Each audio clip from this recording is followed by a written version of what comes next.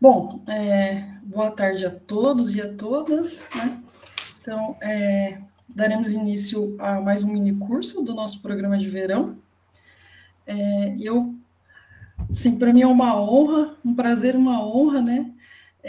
Poder apresentar esse mini curso. Então, agradeço muito ao Fernando, né, por ter aceitado participar do programa de verão, apresentando esse mini curso, né? Vou contar um pouquinho, rapidamente, tá, brevemente, da trajetória do Fernando. Então, o Fernando, ele fez licenciatura em matemática pela Faculdade de Engenharia de Ilha Solteira, na Unesp, tá? Mestrado em matemática pela Universidade Federal de Viçosa, em Minas Gerais, e doutorado em matemática pela Universidade Federal de Minas Gerais, a UFMG. No período em que o Fernando fez o doutorado na UFMG, ele também passou um ano fazendo uma parte do doutorado dele, um período de um ano, na Aix-Marseille Université, na França. Tá? O Fernando ele tem experiência na área de teoria de funções generalizadas, de Colombio, não sei se é assim que fala, Fernando, e desenvolve pesquisa na área de geometria algébrica com aplicação na teoria de foliações holomorfas. Tá? Então, muito obrigada, Fernando, muito obrigada a todos. E o Fernando vai apresentar para a gente um mini curso, um passeio pela teoria de foliações holomorfas. Muito obrigada. Ok, Thaís. Muito obrigado, Thaís, pela bela apresentação. Para mim, antes de tudo, gostaria de dar uma boa tarde a todos, boa tarde a todas. Espero que todos estejam bem. E gostaria também de agradecer imensamente o convite. Para mim é uma honra, é um prazer também estar falando um pouquinho no verão da UFSCar. Como eu já tinha comentado com a Thaís, também fiz alguns cursos de verão antes de entrar no mestrado. E agora me coloco na posição de tentar contribuir com os alunos e com quem estiver interessado na teoria de foliações holomórficas. Então, estou muito feliz por poder estar passando um pouquinho da teoria de foliações para vocês. Então, eu coloquei aqui como título um passeio pela teoria das foliações holomorfas. Então, gostaria de começar explicando o curso. Coloquei o termo um passeio porque dentro da teoria de foliações holomorfas tem muita coisa. Então, eu não vou focar num pequeno tema, gostaria de passar um pouquinho de cada tema. E com seus devidos cuidados, com algumas demonstrações. E dentro de foliações, temos foliações reais, temos foliações complexas, temos foliação no tipo local e no tipo global. Eu vou falar sobre foliação holomorfa, que seria a foliação olhando os números complexos, e no sentido global. Então, nesse sentido. E nessa primeira aula eu acabei colocando aqui uma foto da minha universidade, né, da UFLA, só que a foto ficou pequena e eu não consegui aumentar ela. Mas para tentar apresentar para vocês o quão bonita é a universidade. Aqui no fundo tem uma serra muito legal que chama Serra da Bocaina, mas a foto ficou muito pequena e aqui eu gostaria de mostrar alguns campos. Temos curso de medicina, temos curso de engenharia, todo um complexo de engenharia, tem os cursos da licenciatura, os cursos da humana, então é uma universidade muito bem consolidada. E principalmente a parte de agrárias também, que é uma área muito forte. Então o pessoal da estatística, eles interagem muito bem com o pessoal da agrária. E em algum desses campos aqui é da onde eu estou falando, mas só como observação. Então, antes de começar a aula, eu gostaria de falar um pouquinho do plano de curso. É um mini curso, mas eu acho interessante falar do plano de curso. Infelizmente, por conta da pandemia, vamos ter aulas expositivas de uma maneira remota. Espero que no futuro toda essa questão pandêmica, a questão melhore e eu possa estar falando de uma maneira mais próxima, uma maneira presencial. Porque é muito bom a gente estar olhando para o aluno, a gente está vendo a dúvida no semblante do aluno. Muitas vezes a gente está explicando no quadro e o aluno, às vezes, ele não faz uma pergunta, mas só o fato dele mudar a expressão dele, a gente sabe que aquele ponto não está legal. E aqui no remoto a gente perde isso. Eu, por exemplo, não estou conseguindo ver o rosto de ninguém, mas por conta de toda a situação temos que ficar no sentido remoto. Tome como observação, se alguém tiver qualquer pergunta e quiser me interromper a qualquer momento, pode ficar à vontade. Ou se quiser deixar para o final, ou no meio também não tem nenhum problema. Às vezes não quer perder de vista aquela pergunta que não ficou tão clara, pode ficar à vontade, levantar a mão.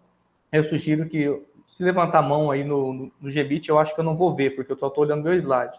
Ou às vezes a Thaís, ou quem tiver dúvida mesmo, só abrir o microfone que aí eu consigo ouvir. Pode, se alguém levantar a mão aqui, aí eu te informo. Pode deixar. Tá ok, Fica obrigado. tranquilo. Então, nessa primeira aula, eu separei para falar um pouquinho da definição, uma certa caracterização e alguns exemplos de foliações complexas. Eu não falo de foliações complexas, a gente trabalha com o corpo dos números complexos. Só que os desenhos, deve aparecer um ou outro desenho, o desenho das folhas que compõem a foliação, e o desenho, eu vou ter que fazer um desenho real, porque um desenho complexo não vai ser tão simples. Por exemplo, quando a gente trabalha em C3, o desenho complexo a gente não consegue ver. Então, a gente faz a parte analítica em C3, mas a parte geométrica a gente tenta visualizar no R3. E espero finalizar a aula de hoje falando de fibrados associados à foliação. Essa parte é uma parte muito importante porque quando a gente trabalha com foliações no sentido global, a gente olha muitas vezes uma foliação bem particular, como um fibrado. Em geral, a gente olha como um feixe, mas para a gente aqui vamos olhar como um fibrado. Então, a gente estuda classes características em cima do fibrado que representa a foliação. Então, devo definir, caracterizar, dar alguns exemplos e tentar finalizar a aula de hoje, mostrar como que, a partir dos dados da foliação, a gente associa um fibrado. Na segunda aula, que vai ser na quinta-feira, dia 17, vamos especificar um pouquinho mais essa foliação. Vamos trabalhar numa variedade bem específica, onde a gente consegue fazer conta, que é o nosso espaço projetivo. E vamos trabalhar principalmente com foliações dadas por curvas. E devo falar do número de singularidades de uma foliação e o problema de Poincaré. Problema esse que surgiu lá no final do século XIX, onde nem se falava muito do conceito de foliação, mas se falava em resolver, se fala até hoje, resolver algumas EDOs, algumas EDPs. Foi daí que surgiu o conceito de foliação. Então, um certo problema lá que eu devo falar isso na aula de quinta-feira. E na aula da semana que vem, vamos pegar os conceitos da primeira e da segunda aula, o que é uma foliação, como associar uma foliação a um fibrado. Vamos falar de classes características. Classes características é um conceito, vamos dizer assim, novo, porque é do século passado, mas é um conceito muito, muito bom para lidar com foliações, porque a gente tem muitos resultados, principalmente resultados globais. Eu vou falar de classes características via teoria de Chern-Weil. A teoria de Chern-Weil é uma teoria que foi desenvolvida principalmente por Sua, foi desenvolvida por Bracelier, foi desenvolvida por Lehmann. E antes desses matemáticos, falavam-se de classes características associadas a foliações, mas usando a teoria clássica de geometria diferencial. Aqui é uma outra abordagem, é uma abordagem que, para mim, é um pouco mais clara para entender alguns conceitos relacionados à foliação. E resíduos de Balbot e o teorema de Balbot. Ok. Pré-requisitos. Coloquei algumas coisas, mas não temos muitos pré-requisitos. Como é que não temos? Eu acredito que grande parte do público tem um pouquinho de conhecimento de variedades. Eu vou definir como uma primeira definição da aula, eu vou falar o que é uma variedade. Mas é interessante que quem nunca trabalhou com variedade, dê uma lida, dê uma olhada em algumas implicações, uma vez que você tem a definição de variedade. Como você pode operar com as coisas, porque na teoria global, a gente sempre fala de uma foliação numa variedade. Mas, ou melhor, dado uma variedade, temos as cartas coordenadas. Aí, quando a gente vai fazer conta, entender um pouquinho o conjunto singular, a gente sai da variedade e pega uma das cartas. Ou, quando a gente quer entender todo o conjunto singular da foliação, a gente precisa olhar em todas as cartas. Mas se você tem uma quantidade N de cartas, fica mais complicado. Mas aí tem alguns resultados que nos auxiliam nessa tarefa. Um pouquinho de fibrados vetoriais, eu também devo dar a definição, mas também sugiro que dê uma olhada nas implicações também, do que um fibrado implica, exemplos de fibrados, como que opera com os fibrados, algo nesse sentido.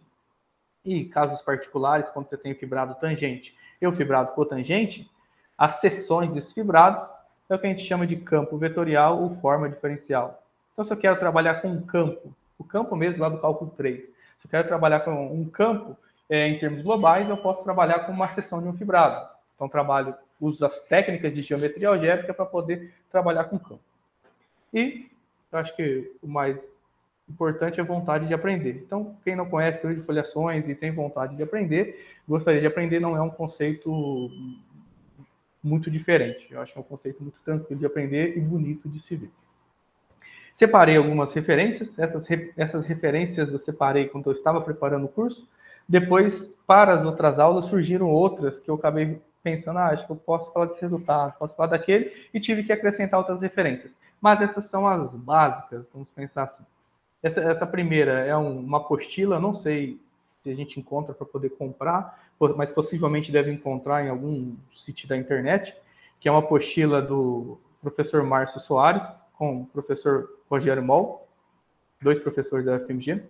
O segundo é um livro clássico do Bruno Escarda com Alcides, Foliações Algébricas Complexas.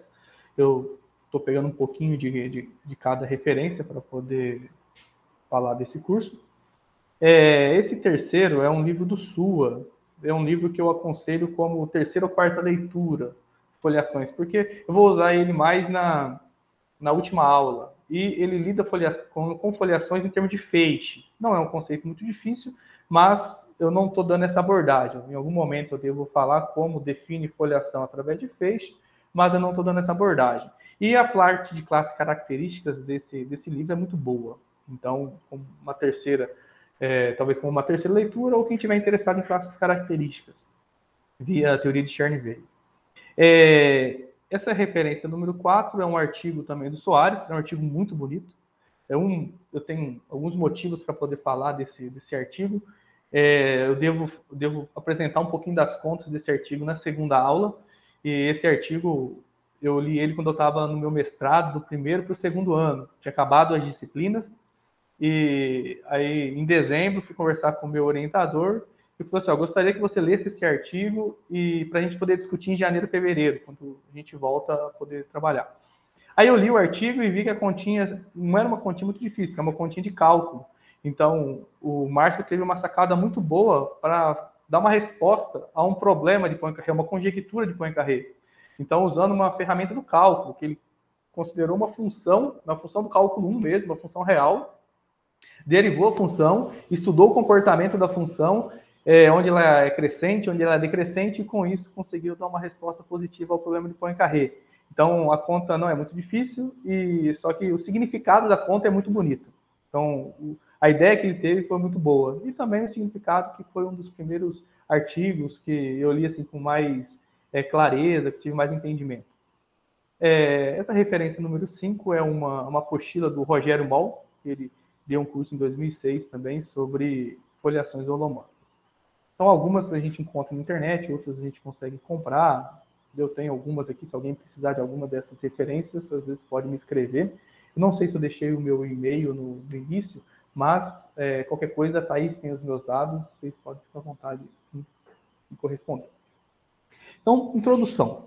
De uma forma um pouco mais geométrica, podemos entender uma foliação a uma decomposição do seu espaço ambiente em subpedaços, ou melhor, uma decomposição de uma variedade em subvariedades de mesma dimensão. Então, a grosso modo, uma foliação para a gente, por enquanto estou falando só de foliação, vamos entender foliação regular, seria a decomposição do nosso ambiente em subambientes, ou a decomposição da nossa variedade em subvariedades de mesma dimensão, onde cada subvariedade respeita algumas condições. Por exemplo, cada subvariedade conexa, disjuntas uma das outras, e a gente chama de folhas.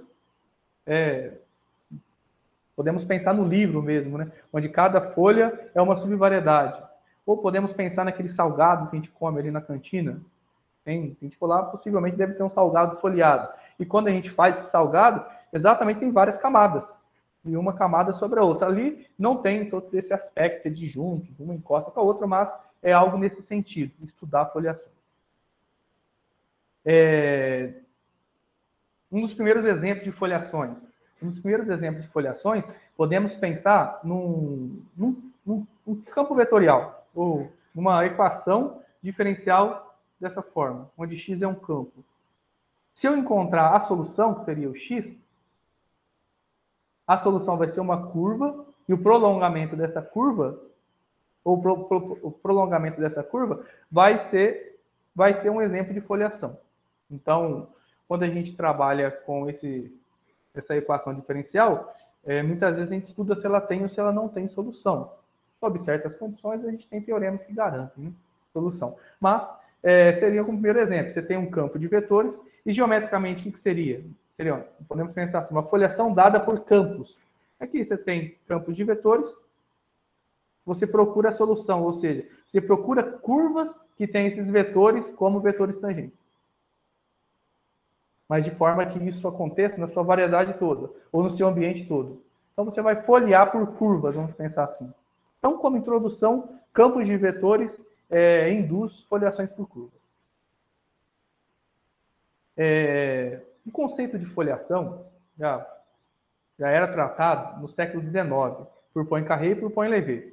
Mas eles não davam o nome de foliação a esse estudo.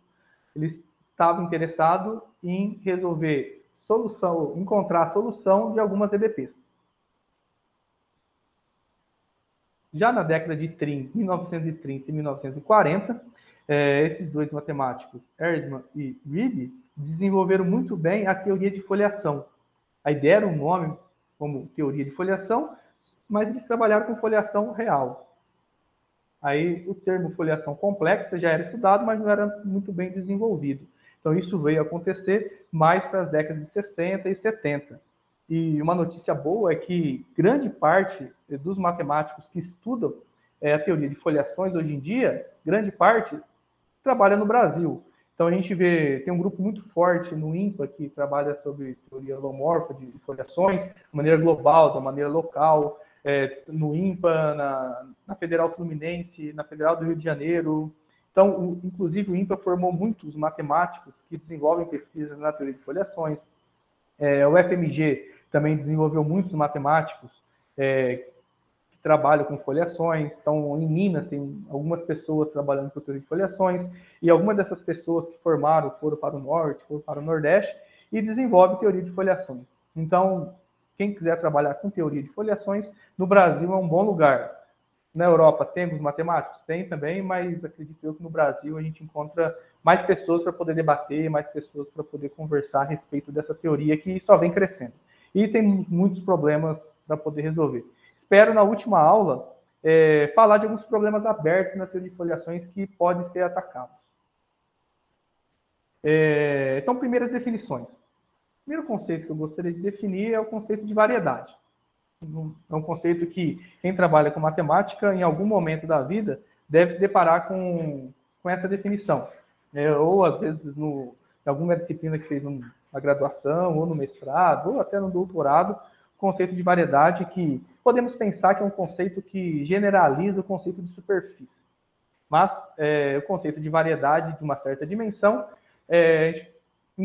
intuitivamente a gente pode pensar que a gente cola vários espaços euclidianos. Então, se eu quero falar de uma variedade de dimensão n, informalmente eu vou estar colando, a gente cola junto, né? A gente cola vários CNs ou vários RNs, de maneira que na colagem, na interseção, a coisa funciona bem. E a definição é mais ou menos assim. Uma variedade complexa. Poderia definir uma variedade diferenciável também, mas como eu estou trabalhando com ambiente complexo, a definição é a mesma, o que muda aqui é o conceito. Em variedade diferenciável, a gente tem as funções diferenciáveis, e no ambiente complexo a gente tem as funções holomorfas ou biolomorfas. Mas são conceitos análogos, cada um na sua área. Uma variedade complexa de dimensão n é um espaço topológico n munido da seguinte estrutura analítica. Essa estrutura analítica é uma coleção de abertos, o alfa, e uma coleção de homeomorfismo. E algumas vezes isso aqui também é um biolomorfismo. Também é um biolomorfismo. De maneira que essa mudança de cartas, ou essas mudanças são biolomorfas. Então, em termos de um desenho, podemos pensar num conjunto, no meu conjunto M. Eu vou colocar aqui em cima a dimensão dele. E eu consigo cobrir N por abertos, conjuntos abertos. Então, se eu pego o alfa, eu tenho uma aplicação, vou colocar CN, aplicação Phi-alfa, vou indexar o mesmo alfa, de maneira que ela é um homeomorfismo, ela chega aqui no V-alfa, e se eu tenho um outro aberto, o beta, de maneira que esse outro aberto intercepta o alfa,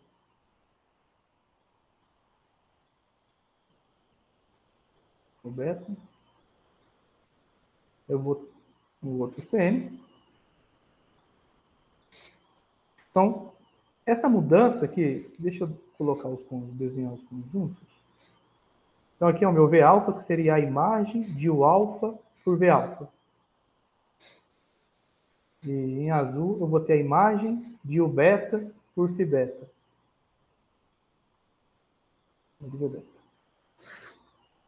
Aí eu olho só na interseção. Então, a interseção vem num pedacinho aqui. Aqui também. E eu tenho o que a gente chama de mudança de cartas. Vou colocar Phi, alfa, beta, tanto faz. Seria composto. Então, você pega um ponto aqui, sobe para cá e joga para cá. Seria uma aplicação de CN para CN. Essa aplicação é bem comportada, ou seja, ela é um biolomorfismo. Isso significa, no fundo, que aqui em cima é como se esse daqui fosse um CN, esse outro CN, e na interseção, esse CN, eles grudam de uma maneira suave, ou de uma maneira holomorfa, onde você não tem cantos, você não tem buracos, e você faz isso com a sua variedade toda. Então, esse aqui é o conceito de variedade. Aí, tem bons estudos sobre variedades, classificação de variedades, como que é uma função definida sobre variedades, e muitas das coisas que você faz aqui na variedade, por conta desses objetos, você faz aqui no seu espaço euclidiano. E em termos de notação, o alfa e alfa, a gente chama de carta. É uma carta. E a união de todas a gente chama de atlas da variedade. Então, o atlas da variedade é a união, ou esse conjunto de todos os abertos, o alfa, de maneira que é uma cobertura do seu ambiente, e essa coleção de homeomorfismo que na interseção ela figura bem. Exemplos. Podemos citar, no caso bem trivial, M igual a CN. Seria um exemplo. Mas também podemos falar do espaço projetivo. Espaço projetivo complexo. Também é um exemplo que eu devo definir melhor na aula passada e falar quem são esses abertos e quem são essas aplicações. Um outro conceito agora, o conceito de fibrado vetorial.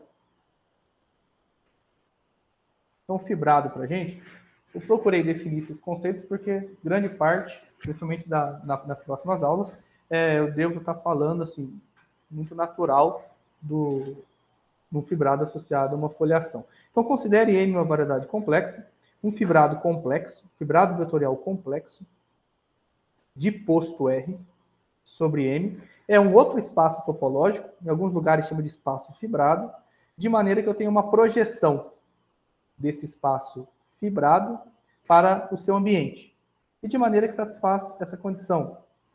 A pré-imagem de um ponto pela projeção é o que a gente chama de fibra, eu denoto por E de X. E essa fibra tem estrutura de espaço vetorial complexo de dimensão R, que é o mesmo posto do fibrado que eu estou considerando. Então, se eu pego um fibrado de posto 1, significa que todas as fibras são espaços vetoriais de dimensão 1. Se eu pego fibrado de posto 2, todas as fibras são espaços vetoriais de dimensão 2. E eu consigo uma cobertura U alfa da variedade embaixo, de maneira que quando eu puxo cada aberto pela projeção, eu tenho esses isomorfismos. Ou em termos de desenho, eu vou fazer isso daqui. Vou desenhar meu M aqui embaixo. Vou desenhar meu espaço fibrado aqui em cima. Então, eu falo que é um fibrado sobre M quando eu tenho esses dois ambientes e uma projeção π de E em M. de tal forma que para cada ponto que eu pego aqui, x em n, eu tenho uma fibra aqui. Essa fibra é um espaço vetorial complexo da dimensão do posto de E. E mais, sempre quando eu pego um aberto da cobertura, vou colocar assim um alfa, e puxo esse aberto, eu tenho uma faixinha aqui. Né? Aí eu tenho várias fibras aqui dentro.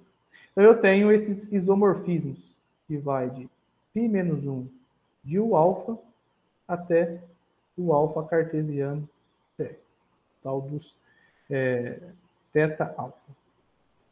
E se eu pego, vou mudar a cor, se eu pego na interseção, eu pego um outro aberto de maneira que intercepta o alfa, acontece a mesma coisa aqui. Eu tenho aqui em cima uma faixa com as fibras, que intercepta a outra faixa. E depois eu vou olhar a interseção. E também tenho esse mesmo isomorfismo, só que agora com aberto o beta. Então tenho o beta, para a imagem de o beta, chegando em o beta cartesiano CR. Observa que esse CR é exatamente a fibra, ou ele é isomorfo à fibra. O E índice X é a fibra, que é um espaço vetorial complexo de dimensão R. Então, é isomorfo com CR.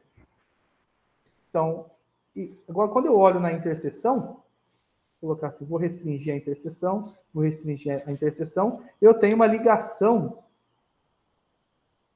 entre esses ambientes.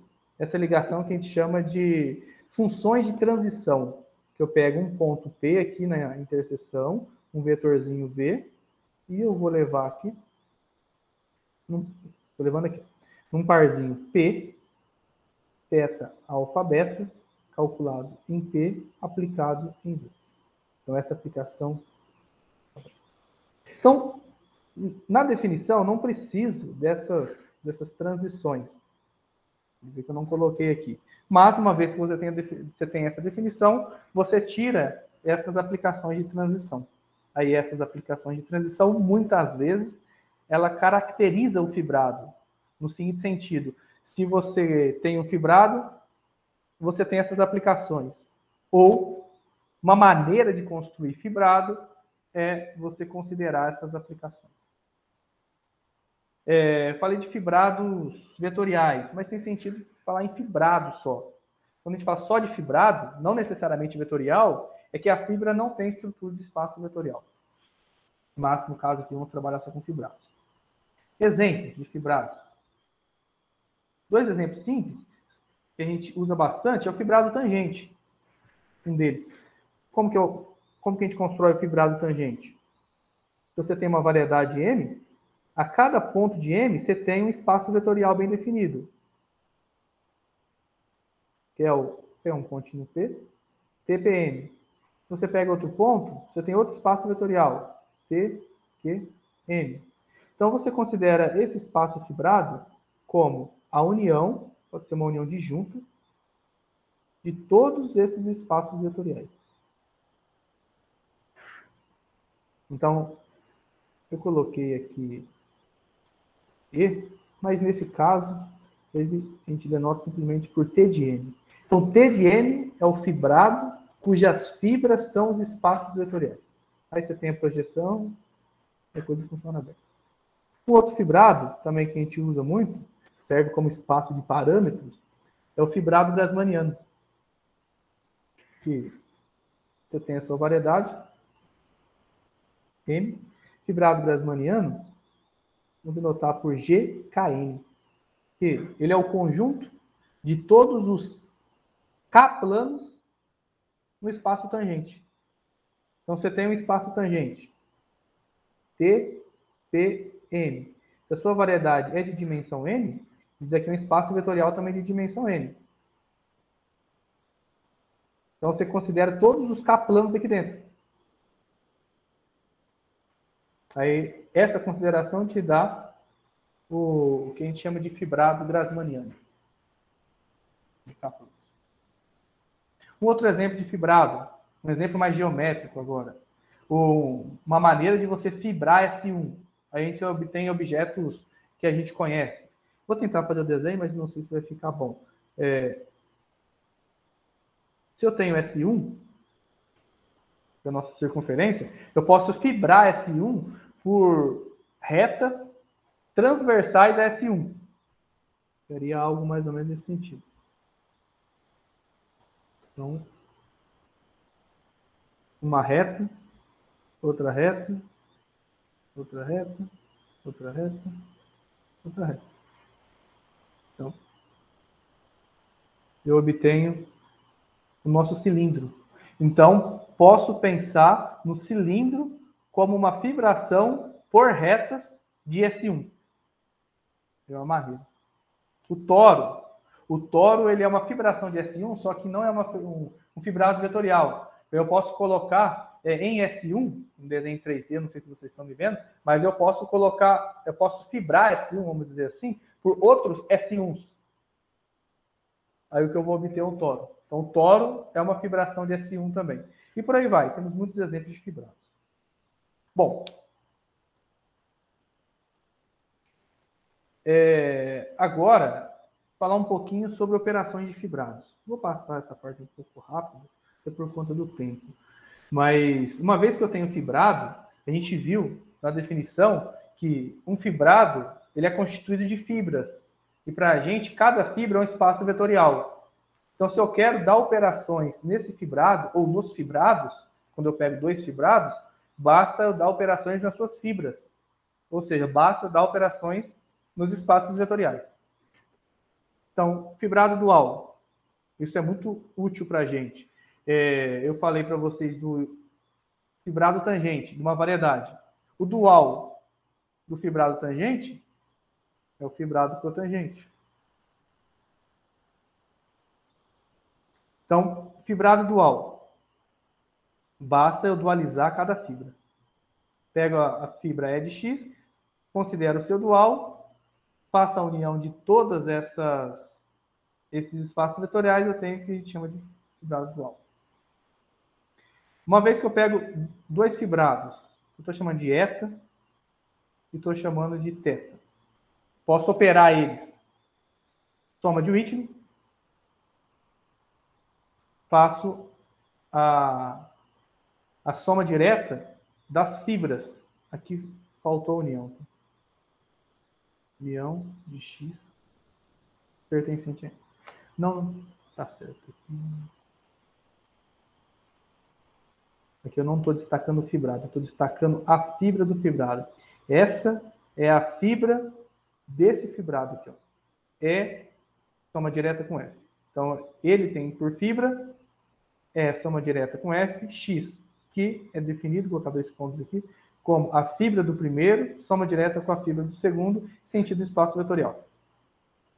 Produto tensorial, da mesma forma. Quero falar do produto tensorial entre dois fibrados? Calculo o produto tensorial desses dois espaços vetoriais. Também é possível. Bom, agora vamos para a definição central da aula, que é a definição de foliação. Ela lembra muito a definição de variedade. Porque, como a gente viu de uma maneira intuitiva, a definição de foliação depende... Desculpa, a definição de variedade... na definição intuitiva, a definição de foliação é eu dividir a minha variedade em subvariedades.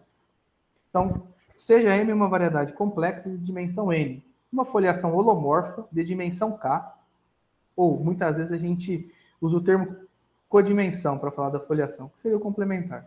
Uma foliação de dimensão K é uma decomposição F do seu ambiente em subvariedades complexas, que a gente chama de folhas, todas com a mesma dimensão, imersas biunivocamente. De maneira que, para todo P que eu pego em N, existe uma única subvariedade da decomposição passando por P, que a gente chama de folhas. E, para todo P, existe uma carta holomorfa de M, de maneira que a imagem do aberto U pela φ é um produto de polidiscos, P cartesiano com Q. Polidiscos é uma generalização de disco onde ele tem vários raios. Então, você tem o raio, quando você está no ambiente, por exemplo, no R3 ou no C3, você vai ter um raio para a primeira coordenada, vai ter um raio para a segunda coordenada, vai ter um raio para a terceira coordenada. Ou seja, você vai ter um multirraio. Então, seria algo estrelado. Vamos pensar. E, nessa definição também, a interseção de uma folha com um aberto lá na variedade seria... Se eu estou com uma variedade e tem uma foliação sobre essa variedade, quando eu olho um aberto e L, interseção com 1, que é um pedaço da folha, só em U. Esse pedaço, ele vem... Vou colocar aqui. Esse daqui é o polidisco P, em CK, K a dimensão da foliação, e C, N menos K. Então, esse pedaço verde, ele vem de P cartesiano Q, uma quantidade enumerável deles. Então, seria várias faixas aqui de baixo. E cada faixa é um P, esse conjunto aqui é o meu Q. Então, cada faixinha aqui embaixo é um P cartesiano, esse pontinho aqui. Então, esse pedaço de folha vem numa quantidade enumerável de bloquinhos ou de plaquinhas aqui embaixo. Outro exemplo de foliação. Por exemplo, eu olhar Rn ou Cn e dividir Cn em vários planos, no seguinte sentido.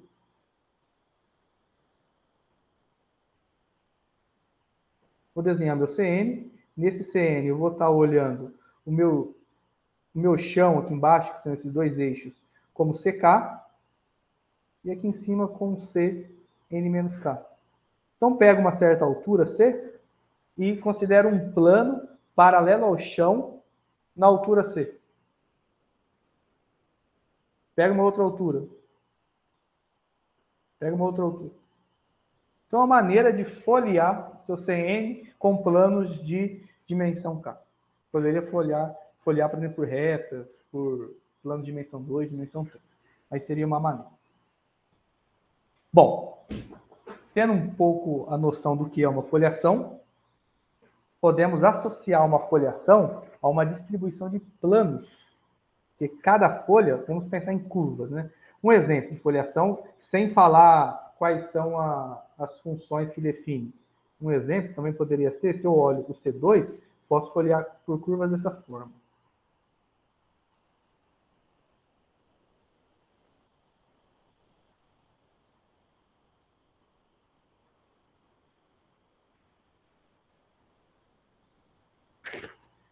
Então, a essa foliação, eu posso definir um plano tangente à foliação.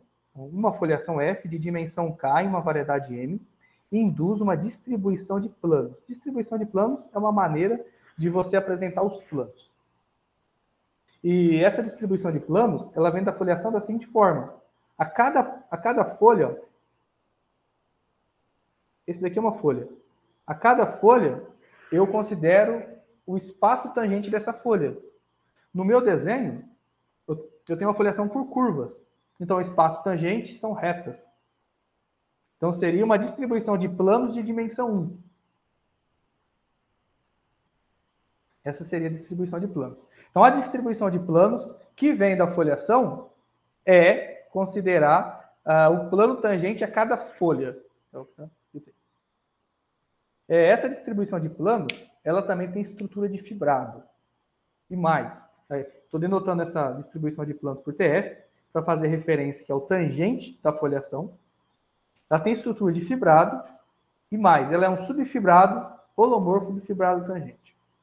Aí eu coloquei aqui nem sempre, porque essa distribuição de planos, quando eu consigo...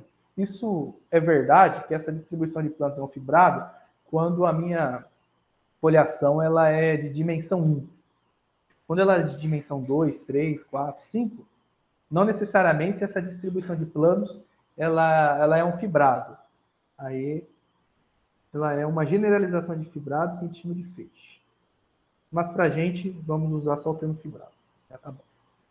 Agora, uma definição equivalente de foliação para a gente entender um pouquinho mais das folhas, ou principalmente, o que acontece nas interseções. Então, uma foliação de dimensão K em M pode ser definida pelas seguintes condições. Uma cobertura aberta de M, e para cada aberto eu tenho biolomorfismos, de U-alfa que está na variedade, e chega no CN, de maneira que esse P-alfa está em CK, e esse Q-alfa está em C, N-K. E de maneira que a mudança de cartas, para a mudança de cartas da foliação, ela tem esse aspecto. E o que é importante aqui, ó, que essa função, ela pega ZW e leva aqui no φ-alfa. É para chegar em duas coordenadas. A primeira função coordenada depende de ZW e a segunda função coordenada depende de W. Então, em termos de um desenho, fica assim. Estou com a minha variedade, N. Aí tenho uma coleção de abertos que cobre essa variedade. Vou pegar o alfa. Aqui eu tenho CK, que é a dimensão da foliação. C, N-K. Tenho o meu φ-alfa. Então, vou desenhar aqui meu polidisco. Então, se eu pego um pedaço da folha aqui, essa folha é jogada aqui. Eu vou desenhar só um, mas na teoria geral você tem uma quantidade enumerável delas. E se eu pego uma outra carta, C, K, C, N-K e beta. Então, estou com outro aberto. E aqui eu tenho um outro polidisco. Aí, o que é importante é a mudança de cartas. Ó. A gente olhar a mudança de cartas, que é essa daqui. Essa aplicação, quando eu faço isso, significa que quando eu percorro Z e o W, ou melhor, quando eu percorro o Z e fixo o W, vamos pegar um pontinho ZW. Z, W. Se eu fixar o W, significa que eu estou percorrendo vou colocar essa retinha, essa curva azulzinha. Então, pela mudança de cartas que está lá, φ, alfa, beta, eu não mudo a altura. Eu fixo a altura em G, alfa, beta desse ômega, seria esse ente aqui. Então, peguei na altura W, vou lá no outro espaço, olho a altura G, alfa, beta de W e mando nessa altura. E, deixa eu ver a cor. Olha esse pedacinho da interseção. É um pedacinho aqui. Que, por sua vez, é um pedacinho aqui. Então, se eu considerar um outro pedaço de uma folha em U beta, necessariamente vai fazer isso aqui. Ó. Ou seja, na interseção, por conta que esse pedaço vem aqui, na interseção, eles glue together, eles colam de uma maneira muito bonitinha. Não acontece isso daqui, ó. Eu tenho essa folha, esse pedaço de folha, e depois aqui, esse pedaço aqui de baixo na folha, ó, esse pedaço no aberto alfa, e no aberto o beta, teria isso daqui, ó. Ou seja, eles não se encontram em um ponto ou numa quantidade finita de pontos, ou numa quantidade inumerável de pontos. Ou eles se encontram, e se eles se encontram, eles na interseção de fato eles estão juntos, ou eles não se encontram. Então, isso significa que na interseção eu tenho, ou melhor, a minha folha, ela é, o termo não seria suave, mas na interseção elas são bem comportadas. Então, um desenho mais geral, se eu tenho a variedade, vários abertos,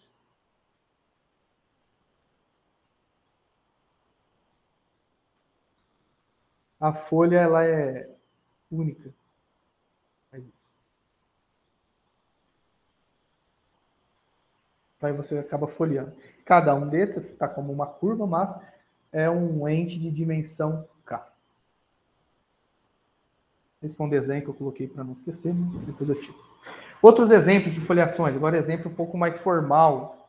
Se eu pego duas variedades MN, e F uma submersão entre esses dois espaços, o conjunto de nível dessa submersão também me dá uma foliação em M. E quem garante todas as propriedades técnicas que eu acabei de passar, nesse caso, é o teorema do forma local das submersões. Aí também uma maneira, um exemplo também, depois da parte técnica, um exemplo que eu comentei lá na introdução, é sobre o campo de vetores. Então, se você tem um campo de vetores sobre uma variedade, eu acabei ainda não falei ainda de singularidade. Se você tem um campo de vetores, tira o conjunto S, que são os pontos que zero o campo, que é esse que eu risquei. Então, as órbitas ou as trajetórias desse campo, se você conseguir encontrar, se elas existirem, elas também vão formar uma foliação da sua variedade M. Bom. Agora, foliação singular. Isso, o que é importante, pelo menos na teoria local, é estudar foliações singulares. Foliação regular, muitas vezes quando a gente estuda foliação regular, ela tem um comportamento muito regular, ela tem um comportamento muito único, ou seja, os planos são paralelos, então não acontece nada diferente, você não tem uma mudança entre uma folha e outra. Então é tudo muito parecido. Quando você tem uma singularidade, o comportamento das folhas muda um pouco. E é muito interessante você estudar exatamente essa singularidade para entender o comportamento das folhas. Ou vice-versa. Você estudar o comportamento das folhas para entender a sua singularidade. Um exemplo que eu coloquei aqui de foliação singular, eu acabei nem falando que era singular. Esse exemplo aqui em cima, ó, é um exemplo de foliação singular. Eu tenho alguns tipos de folha. Eu tenho essas em vermelho e tenho os eixos. E esse cara aqui é a minha singularidade. Então a coisa muda um pouquinho. Eu poderia foliar R2 por retas paralelas. Mas o comportamento é único. Então é bem entendido. Então, um objeto de interesse são foliações desse tipo. Mas não necessariamente no plano. Sim, também no plano, em R3, em Rn, depende do problema que a gente está atacando. A princípio, uma foliação holomorfa singular de dimensão K, em uma variedade complexa, é uma foliação regular, no sentido acima, ou no sentido que eu acabei de falar. Eu não chamei de foliação regular, mas é uma foliação no sentido dos slides anteriores, fora de um S. Onde S para a gente é um conjunto, uma variedade analítica, cuja codimensão dele é maior ou igual a 2. A princípio, fora de um conjunto de codimensão maior ou igual a 2, ela é uma foliação regular. Daqui a pouco a gente vai precisar melhor esse conjunto singular. Na definição, acima, quando o meu K é igual a 1, K é a dimensão das folhas, ou a dimensão da foliação. Quando o meu K é igual a 1, fala que a gente tem foliações por curva. Fernando, tem uma pergunta um pouco boba, mas eu vou fazer. Naqueles... Não tem nada bobo, não. Você pode ficar à vontade de perguntar. Então tá bom. E se a pergunta é boba, achar que a pergunta é boba é mais interessante ainda. Tá, então eu vou perguntar, e aí você não ri, então, hein? Fica combinado assim. Não. Lá naquele exemplo, no R2, onde você folheou com curvinhas vermelhas, os eixos, né? A singularidade aí é só a origem? Deixa eu pensar. Nesse caso aqui, eu estou no... Vamos dizer assim, eu estou com a foliação... Eu fiz o desenho local dela. Mas, quando a gente trabalha no ambiente complexo, em geral, vai ter a origem e vai ter mais singularidade lá no infinito. Ah, tá. Mas isso depende também do ambiente que você está e do grau da sua foliação. Daqui a pouco eu vou falar de foliações por... Essas foliações por curvas, eu vou falar que elas são... Já falei, que elas são dadas por campos de vetores. Aí eu vou olhar o grau do campo. Então, a quantidade de singularidades, acho que eu devo passar isso na próxima aula, a quantidade de singularidade no sentido global, ela depende do ambiente que você está, que é o grau que você está, P2, P3, P4, R alguma coisa, e do grau da foliação. Mas, certo, em geral, quando a gente olha no sentido global, dificilmente você tem só uma. Em geral, você tem uma e você tem pelo menos uma no infinito também. Porque essas curvas elas devem se encontrar lá no infinito, onde você tem aquele ponto do infinito para poder definir o espaço projetivo. Então, lá no espaço projetivo, sim, você pode considerar assim. Mas tem a teoria global, quem trabalha só com teoria global, pega só essa situação, aí é suficiente.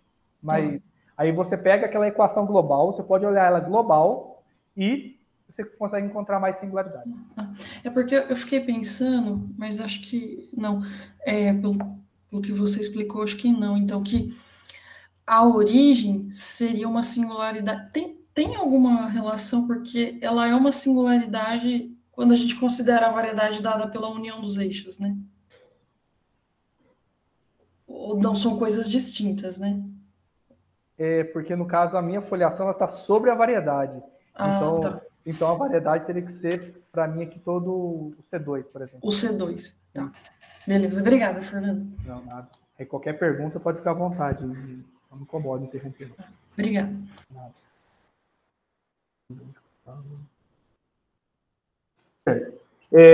Então, só refazendo a definição de foliação singular. Uma foliação singular é uma foliação no sentido anterior, fora de um conjunto analítico de codimensão 2. Você poderia perguntar, por que fora de um conjunto analítico de codimensão 2? O que pode acontecer, às vezes, você pega uma foliação e no seu conjunto singular tem uma componente de codimensão 1. Aí tem um teorema que está mais para frente, eu não sei se eu vou conseguir falar hoje, mas espero conseguir, que se você tem essa componente, a gente chama ela de componente supérflua, você consegue retirar essa componente, ou seja, você consegue construir uma outra foliação com as mesmas propriedades da original e sem aquela componente. Então a gente sempre considera, sempre quando lida com foliação, sempre considera a foliação cujo conjunto, não chamei aqui de conjunto singular, mas é o conjunto singular, tem codimensão maior ou igual a 2. Agora, ainda está muito técnico, ainda está muito geral. Quando a gente particulariza, a gente consegue entender um pouquinho mais os conceitos. Por exemplo, quando K igual a 1, dimensão das folhas, tem curvas. Então, uma foliação pode ser dada por campos. Como que a gente apresenta a foliação dada por campos, no sentido global?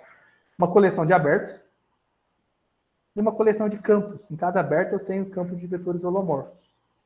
E de maneira que na interseção, ou seja, sempre quando eu pego o alfa beta, não coloquei aqui, mas diferente de vazio, esses campos, eles estão bem relacionados. Aquela questão de a folha, ela se comporta bem, na interseção ela passa de uma carta para outra muito bem. Aí ele tem essas funções de compatibilidade. São funções holomorfas que nunca se anulam. E que liga a parte do X-alfa com a parte do... isso mesmo, a parte do X-alfa com a parte do X-beta. Um exemplo, mais um. Um campo vetorial de C2 em C2, só que eu vou fazer o desenho nos reais, eu não sei fazer o desenho nos complexos, dado dessa forma. A gente tem desenho mesmo lá do cálculo 3, pelo menos aqui na USP é cálculo 3, que a gente estuda o campo vetorial. A gente fala que campo vetorial é uma porção de vetores. E a cada ponto que você pega, no meu caso aqui de C2, eu associo um vetor. Pega outro ponto, associo outro vetor. Aqui é parecido. Vamos pegar, por exemplo, esse campo vetorial, dado dessa forma. Então, vou pegar alguns pontos específicos para facilitar meu desenho. Pego o ponto 1, 0. Ele é elevado em... Faço essa continha aqui. 0 menos 1. Então, pego o ponto 0. Eu levo nesse vetor... Tá certo? 0 menos 1. O x. É 0, 1. 0, 1. Beleza, valeu. Isso, 0, 1.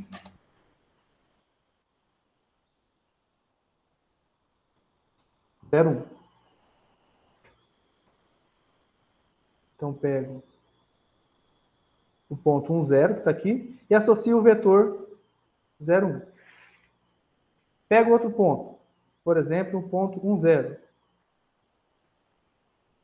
Associo o vetor, o x vale 1. Eu coloquei errado. pego o ponto 0, 1.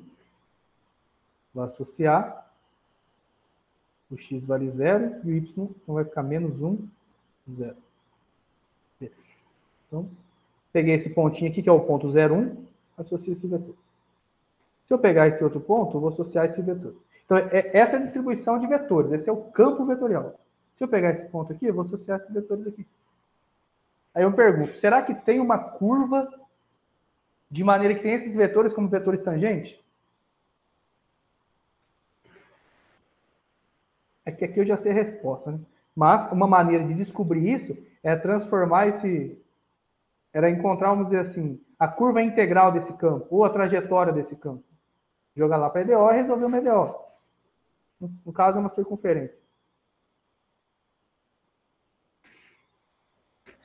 Gostaria de mostrar o GeoGebra para vocês, que a gente consegue, eu não sei se todos trabalham com EDO, mas você consegue ver o comportamento do campo no GeoGebra. Muito legal. Vou colocar assim, campo vetorial GeoGebra. Vou colocar em R2. Aí, já programaram aqui o que está campo vetorial. Então, na primeira coordenada, o meu é menos y, se não me engano, e a segunda coordenada é x. Eu vou colocar aqui o x igual ao y para dar uma percepção melhor. X máximo igual ao y. Vou ficar tudo 5. Olha só como que é essa disposição, esse campo vetorial. Então, dá para perceber que, de fato, você tem circunferências concêntricas nesse campo vetorial. E essas trajetórias são exatamente as nossas folhas. Então, as curvas são círculos concêntricos. Acho que esse desenho está um pouquinho melhor do que o meu. Então, é uma maneira de representar essas folhas também. Nesse caso, eu também tenho singularidade, que no caso é essa origem. Aqui é uma singularidade. Fernando, nesse caso, a singularidade da foliação coincide com a singularidade do campo. É que eu não defini ainda, mas é por definição. Ah, tá. Não é uma particularidade, então, do exemplo. Não. A gente define a singularidade da foliação como a singularidade do campo, ou seja, todos os pontos que zera o campo. Ah, entendi. Legal.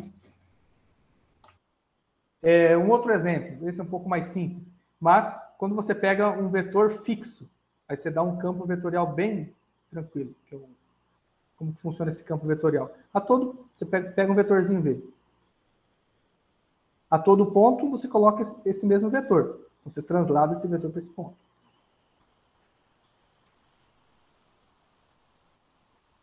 Então, as retas ou as curvas que têm esse campo como campo tangente são retas. Aí, quem lida muito com EDO consegue encontrar a trajetória desse campo constante. E ela pode ser dada dessa maneira. Temos esse outro exemplo também, que a gente consegue verificar também da mesma forma.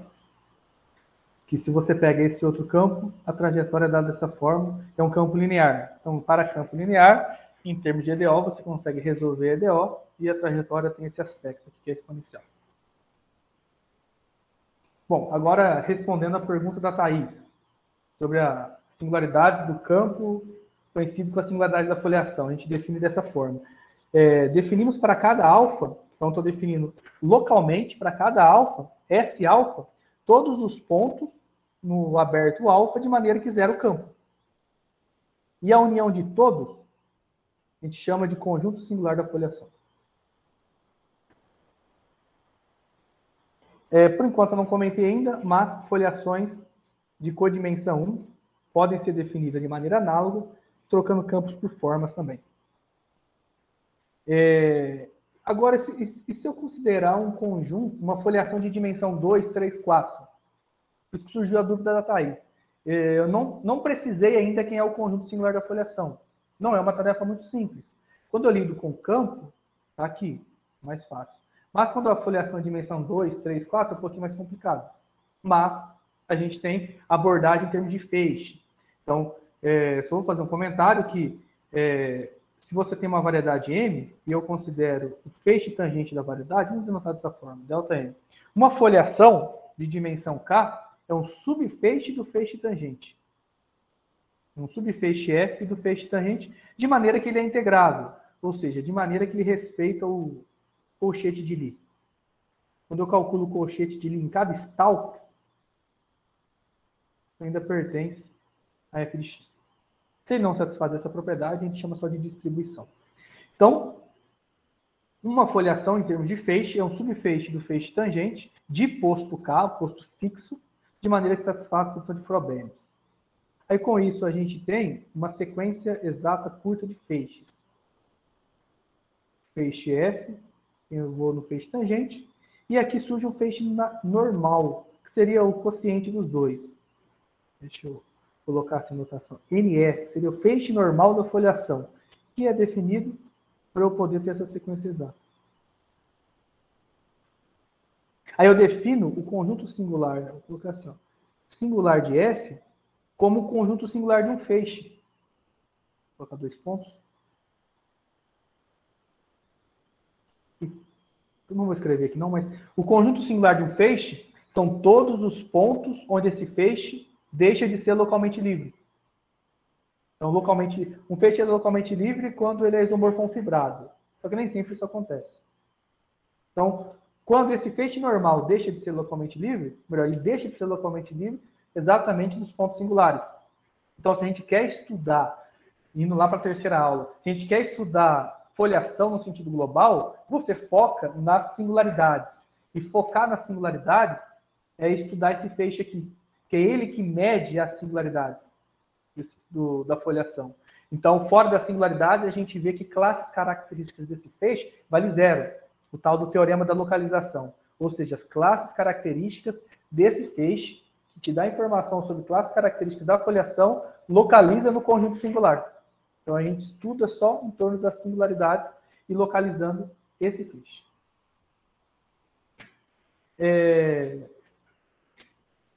Agora, quando duas foliações são iguais? Duas foliações coincidem quando fora do conjunto singular elas coincidem e restrito, ou melhor, desculpa, quando as singularidades das duas foliações coincidem e fora do conjunto singular elas também têm o mesmo aspecto.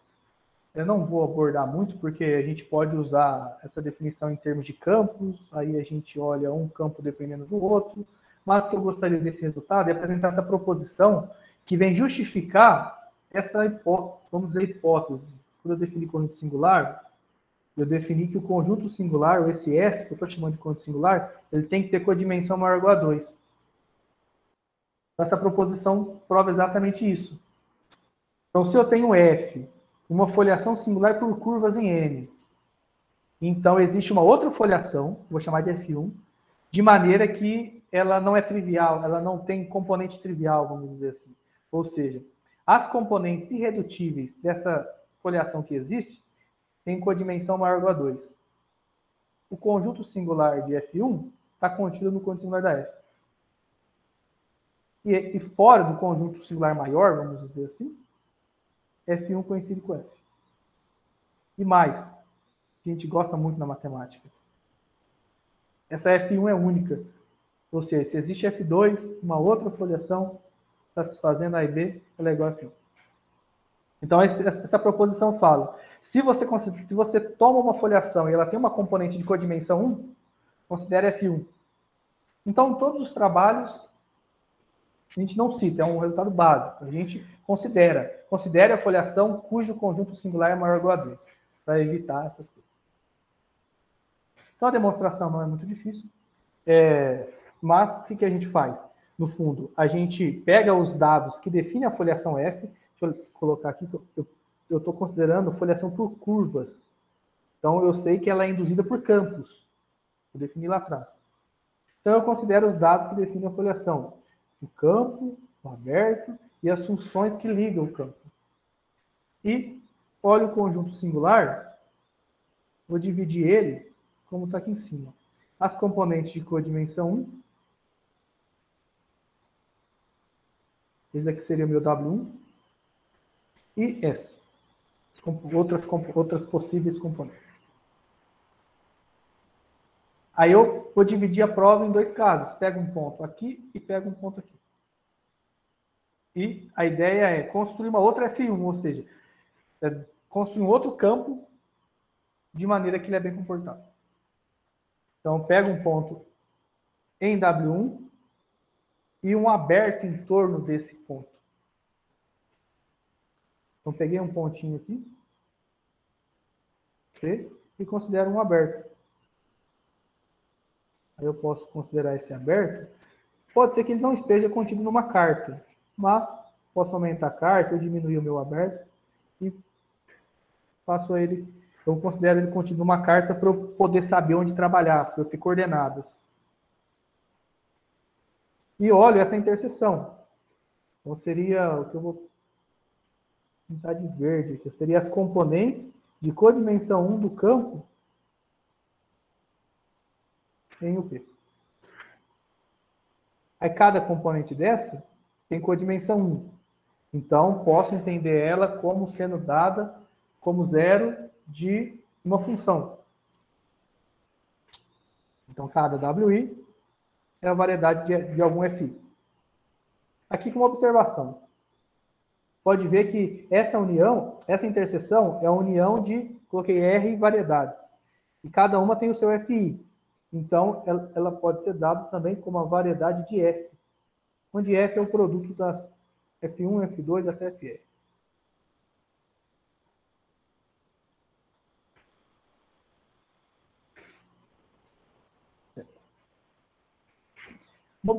Daqui entra com uma observação. Observação, ou seja, se eu considero, ou se eu tenho uma outra função holomorfa que se anula exatamente nessa interseção, como eu sei que, desculpa, na união, nessa interseção, que é dado por essa união, ou seja, se eu tenho uma outra função que se anula aqui, como esse produto também se anula, então uma é produto da outra. Uma é múltipla da outra, por uma função que não se anula. Então, eu posso escrever G como produto das Fs com expoentes vezes um H. Esse H aqui, ele não se anula. Então, observação para o seguinte fato. Podemos tomar uma representação local do campo. Deixa eu fazer um comentário aqui. Quando a gente trabalha com variedade, M, eu pego um aberto, U, aí eu venho assim. Então, quando eu venho aqui para o espaço euclidiano, significa que eu tenho um sistema de coordenadas em U. Aí, a todo ponto que eu pego aqui, ó, eu tenho, vou colocar TU, mas ele é homeomorfo a TN. Esse espaço tangente é um espaço vetorial, e aqui eu tenho um sistema de coordenadas, eu coloquei esse sistema de coordenadas em CN, x1, x2, até xn. Então, esse espaço tangente, ele é gerado por esses operadores.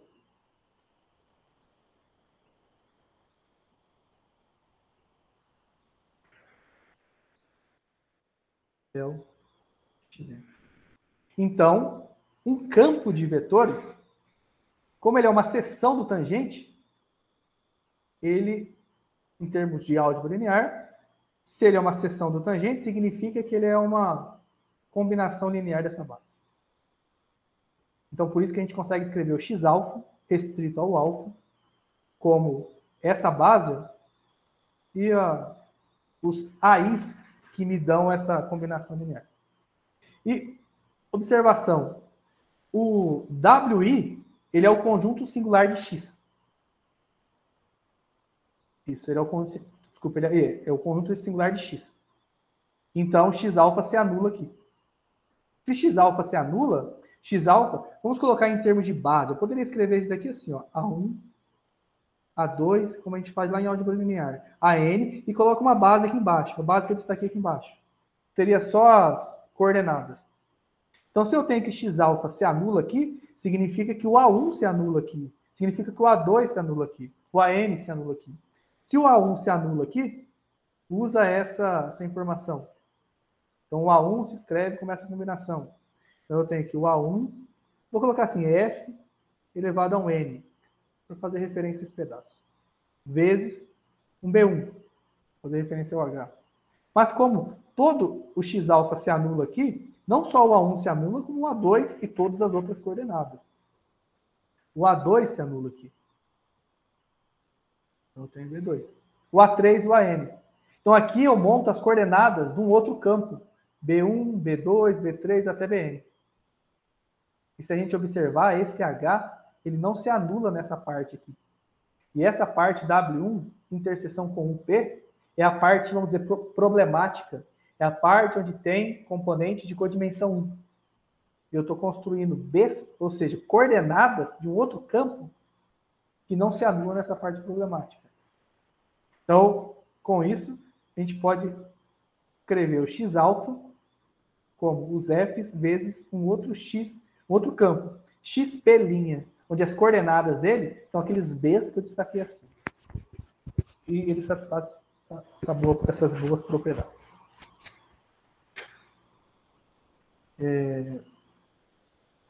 Bom, isso aqui acho que eu vou deixar como exercício por conta do tempo. Mas não tem muito segredo. Agora eu pego um ponto que não está em W1 e construo um campo também muito parecido. É isso. Eu posso ir até 3 e... A princípio até 3h35, 3h40, tá? Mas se precisar de um pouquinho mais também, fica à vontade. Então, deixa eu comentar essa demonstração. Então, essa outra parte é muito parecida. P pertencente a W. Agora eu pego P pertencente a W1. Vamos lembrar que essa consideração, meu P está aqui, ó. Eu peguei ele em W1. Esse foi o primeiro caso. Agora, o segundo caso, eu pego de forma que ele não pertence a W1. No fundo, a construção do campo é um pouquinho mais fácil. Eu já estou fora da parte problemática. Eu faço o mesmo desenho. W1, S, e pego o pontinho. Fernando, desculpa, só uma informação. A gente começou um pouquinho atrasado. Nós começamos 12h05. Então, você pode ir até umas 3h45, tá? Tá ok, obrigado. Então, pego o pontinho agora fora de W1 e faço a mesma coisa. Considero um aberto. Por exemplo, o P. E já vou definir o campo, como eu estou fora da parte problemática, vou definir o campo XP, que seria o campo que vai gerar a minha foliação F1, como o X-alfa, que é o campo que já existe, que define F, restrito ao P. Então, posso usar essa definição. E agora, nesse caso, eu preciso verificar que esse campo ele se comporta bem. Ou seja, verificar que ele se comporta bem é verificar que na interseção, eu vou considerar esse UP contido em um aberto coordenado, e de maneira que quando eu tenho um outro aberto que intercepta esse UP, eu tenho aquelas funções que ligam os campos. Então, é isso que a gente precisa verificar. Então, com essa consideração, eu tenho um aberto, eu tenho os campos em cada aberto. Esse campo ele já nasceu sem essas componentes problemáticas e precisamos verificar que eles geram uma foliação. Ou seja, precisamos verificar aqui, quando você considera o índice PQ, que seria a interseção de um PQ diferente de zero, a coisa funciona bem. Então, voltando nesse desenho, esse que está em azul é o meu UP. Aí eu considero um outro aberto interceptando ele. Por exemplo, o Q. Eu vou ver o que acontece nessa interseção. Mas sempre, como pano de fundo, os abertos da variedade. O P contido em um alfa e esse o Q possivelmente vai estar contido em um beta. Então, eu represento o P em termos do sistema de coordenadas, XP em termos do sistema de coordenadas, e XQ também com um outro sistema de coordenadas. Agora, eu sei que essa condição vale para alfa beta. Aí o que eu faço? Como o meu campo eu defini atrás, ele é a restrição, o XP é a restrição de alfa, o XQ é a restrição de x beta, isso daqui vale em um alfa beta, que possivelmente contém o PQ. Então, eu restringo essa informação a UPQ. Então, eu tenho esse elemento aqui, que seria as coordenadas do campo, essa função aqui, que no fundo ela é o G alfa beta, que vem da F, restrita a UPQ. Mas ainda eu preciso verificar que essas funções G alfa beta, elas são boas funções. Então, daqui para cá, só estou olhando qual é a representação dela, é o quociente de cada entrada do campo com A, de A por B. Vem para cá. Então, eu posso escrever essa correspondência. Só que eu ainda preciso verificar que GPQ, definido dessa forma, elas são holomorfas e nunca se anulam. Ou seja, a afirmação GPQ nunca se anulam e são holomorfas no aberto UPQ. Aqui nós vamos usar um teorema forte da parte de análise complexa, que é o teorema de Hartrott. Então, por construção, o conjunto singular de XP e o conjunto singular de XQ, ambos têm codimensão maior ou igual a 2. E a gente está fora de W1. Então, considero assim, o PQ. E vou definir, vou colocar essas duas componentes aqui. Ó. Essa daqui é o meu SP, seria o conjunto singular de XP. Eu vou colocar essa outra. Essa aqui. Então, o meu Z no desenho seria a interseção, né? O desenho seria exatamente isso daqui. Aí, o que a gente faz? Pega um ponto em UPQ fora de Z. Ou seja, pega um pontinho aqui. Ó. Então, existe uma vizinhança. Vizinhança não passa, tá? Eu estou desenhando para fora. Existe uma vizinhança de maneira que todo ponto aqui não intercepta nenhum nem outro. Se não intercepta, todo ponto que está aqui dentro não está no conjunto singular de XP nem de XQ. Em particular, não toca, ou seja, em particular não toca XQ. Não toca XQ, não está no conjunto singular do campo XQ. Ou seja, vamos voltar na representação local de XQ. Ó. Falar que um ponto não é singular aqui é falar que existe algum índice BJ que não se anula. O que acontece? Ó.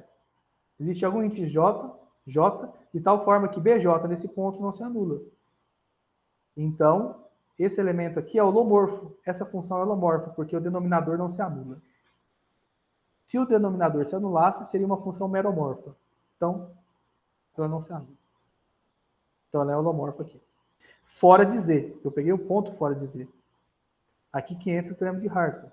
Porque eu tenho uma função holomorfa fora de um conjunto de codimensão maior ou igual a 2.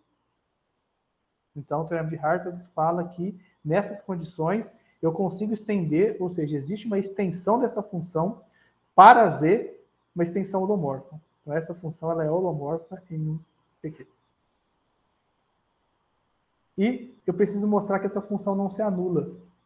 Então, basta mostrar agora que o AJ não se anula. Então, eu uso o mesmo processo. Aqui, agora, olha 1 sobre GPQ. Porque 1 sobre GPQ é BJ sobre AJ. Então, no mesmo processo, a gente chega aqui, GPQ Ela é uma função de compatibilidade do novo campo que a gente definiu que vai induzir a foliação F1. Agora, o item 3, para falar da unicidade, pega esse resultado aqui, ó, que é o princípio de identidade para foliações holomorfas. Ou seja, se você tem duas foliações que coincidem num aberto, então ela coincide na variedade toda. Isso é um princípio que vale só no ambiente complexo. Tá?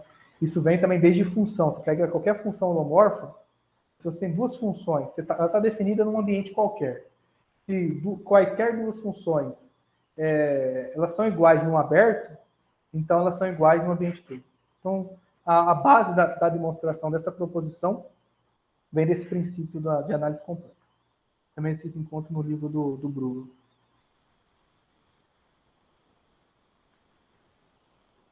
Então, podemos sempre considerar que o conjunto singular de uma foliação tem codimensão maior ou igual a 2. Então, isso sempre vai ser assumido. Agora, no caso particular, em que dimensão de M é igual a 2? Podemos considerar uma foliação singular por meio de formas. Aqui, no caso, podemos definir ou redefinir. Porque se você está num ambiente de dimensão 2, você só tem uma foliação, que seria a foliação de dimensão 1. E a gente viu que foliação de dimensão 1 pode ser dada por campos. Essa proposição fala, não sei se aqui está bem escrito, mas essa proposição fala, essa mesma foliação pode ser dada também por formas. Então, aí a demonstração da proposição fala isso, como que você puxa esse campo, ou seja, como que você constrói a forma através desse campo. Então a proposição fala, se você tem M, uma variedade complexa de dimensão 2, e F, uma foliação singular de dimensão 1, então existem coleções de abertos com formas holomorfas e funções de compatibilidade, de maneira que a coisa funciona bonitinho. E mais, você pega um ponto não singular, o tangente da foliação é o núcleo da forma. A demonstração ela também não é muito difícil. Então, eu considero a foliação de dimensão 1, ela é dada pelos abertos, pelos campos e pelas funções de compatibilidade. Essa parte é só para eu fixar um sistema de coordenadas, sair aqui da variedade e cair em C2. No sistema de coordenadas, lá em C2, eu estou olhando como x-alfa, y-alfa. E então, meu campo é dado dessa forma aqui. Ó. Uma função holomorfa vezes esse elemento da base. Outra função holomorfa de alfa vezes esse elemento da base. E o campo que a gente considera é o campo dual. Ou seja, pego essa forma, que chama forma volume,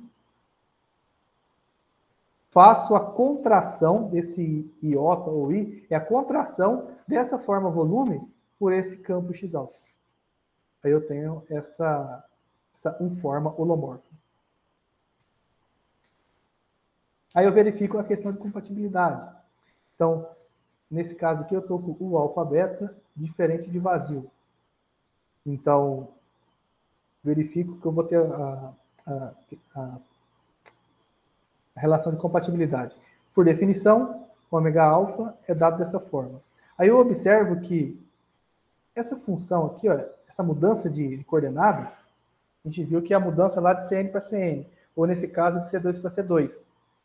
Aí quando a gente trabalha com o determinante jacobiano dela, é aquela matriz lá de álgebra linear. É a matriz mudança de base, ou a matriz mudança de coordenadas. Então ela que sai de um sistema e vai para outro. Eu uso ela aqui agora.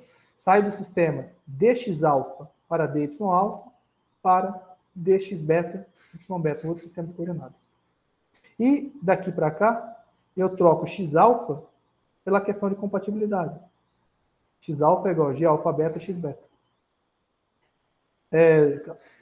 Acabei não definindo essa contração. Essa contração é linear. Então, essa funçãozinha g, ela sai.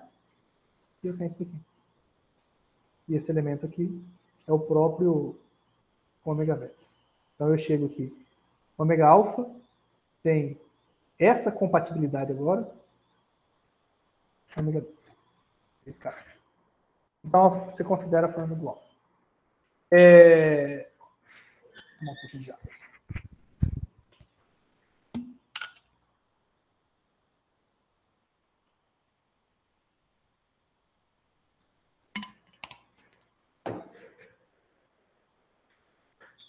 Então, analogamente, podemos definir uma foliação de codimensão 1 através de um formas.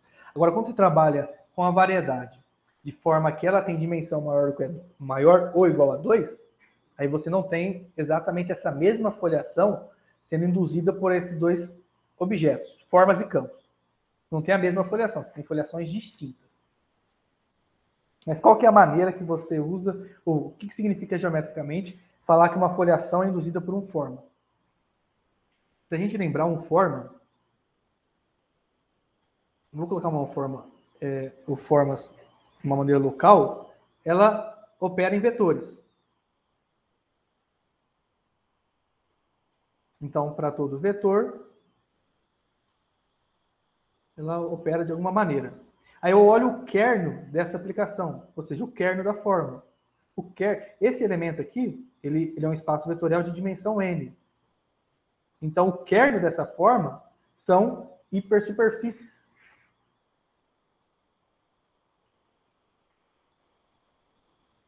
Então, falar que a forma gera foliação, isso nem sempre acontece. Algumas vezes sim, outras vezes não. Então, quando uma forma gera formação, uma foliação, significa que eu tenho esses hiperplanos, as hipersuperfícies. Desculpa, hiperplanos. Tem hiperplanos e mais, eu tenho hipersuperfícies que têm exatamente esses hiperplanos como espaço tangente. Então, seria o análogo ao campo, né? Quando você pega um campo, você trabalha com campo de vetores. Então, você quer curvas. Aqui seria parecido. Então, a forma gera essa distribuição de planos e você verifica sobre quais condições existem essas folhas agora de folhas de dimensão n-1. É o que está aqui. Então, vai existir essa folha que eu coloquei aqui, essa folha azul, que tem o vermelho como tangente, quando essa conforma, a gente chama, ou que a gente fala que ela é integrável. Então, ela é integrável, ou seja, ela define a distribuição de planos. Ela vai ser integrável quando existem as folhas, ou seja, quando existe a foliação, de maneira que o tangente da foliação recupera os planos. Aí temos estudos para a integrabilidade. Vou colocar aqui. Estudo para a integrabilidade vai nesse sentido. Se você tem uma coleção de planos, agora não necessariamente n-1 planos que vem de forma. Pega qualquer distribuição de k planos. Por exemplo, 2 planos num ambiente de dimensão 10. 7 planos num ambiente de dimensão 11. Seria uma distribuição de planos de dimensão 7. Quando existe variedades que têm esses planos como tangente. Aí, se isso acontece, a gente fala que essa distribuição de planos é uma foliação. Aí, quem responde isso para a gente é o clássico teorema de Frobenius. Clássico teorema de Frobenius. Ele fala que, antes de falar do teorema de Frobenius, a gente fala quando que uma distribuição de planos é involutiva, ou seja, se você pega uma distribuição de planos, ela é involutiva quando, dados quaisquer 2 campos de vetores em B, o colchete de Lie ainda está em B. O colchete de Lie é uma maneira de derivar campo de vetores. Então, uma distribuição vai ser involutiva quando satisfaz essa questão do colchete de Lie. Aí, sobre a hipótese de involutividade, Frobenius, isso vale não só para o caso complexo, tá? Vale para o caso infinito, ou a gente pega uma distribuição de classe CK. Então, uma distribuição de planos vai ser involutiva, ou uma distribuição de planos é involutiva, desculpa, uma distribuição de planos involutiva admite uma foliação. Ou seja, existem as folhas que têm a distribuição como tangente. Então, esse é o clássico teorema de Frobenius. Tá vendo? Vou demonstrar. Em termos de forma, que a gente usa muito na parte de foliações, a gente pode fazer uma releitura do teorema de Frobenius, que é a condição de Frobenius, também pode ser lida aqui, da seguinte forma. Uma forma é integrável se satisfaz essa condição. D ômega, que seria a derivada total, produto edge com a forma. Então, se a sua forma satisfaz essa condição, significa que ela é integrável. Significa que essa forma tem uma foliação associada. Tem folhas os tangentes das folhas coincidem com o kerno da forma. Tem a foliação logarítmica, mas eu vou passar por aqui. Fernando, eu tenho uma pergunta. Pode falar. na versão de formas para o teorema de Frobenius, como que a gente interpreta essa condição derivada de omega wedge, omega igual a zero? Como que a gente interpreta isso de um jeito geométrico? De um jeito geométrico? Pensar.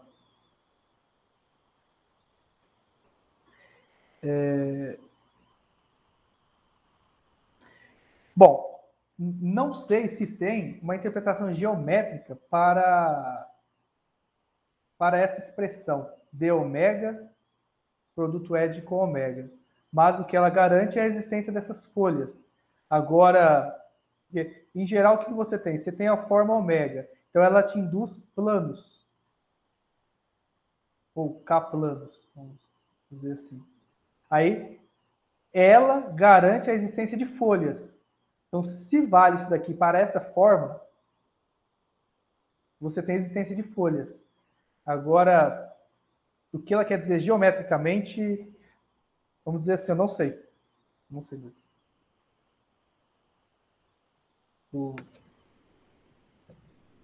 Porque na outra versão dá realmente para ver como que funcionavam os campos aí, essa condição de ser evolutivos, mas aí fiquei curioso aí.